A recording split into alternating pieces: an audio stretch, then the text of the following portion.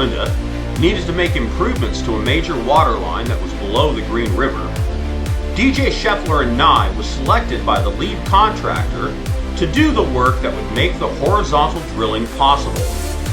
DJ Scheffler Nye used their expertise in secant pile wall technology to create a virtually dry environment significantly below the water table. This meant making a round compression ring cofferdam that would be some 55 feet down, and then excavating the dirt out to leave a space to stage the horizontal drilling equipment.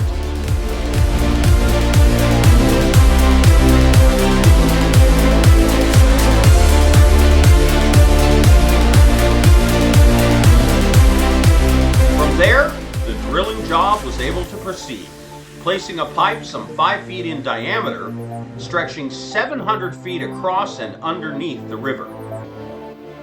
DJ Scheffler and Nye, making the seemingly impossible possible.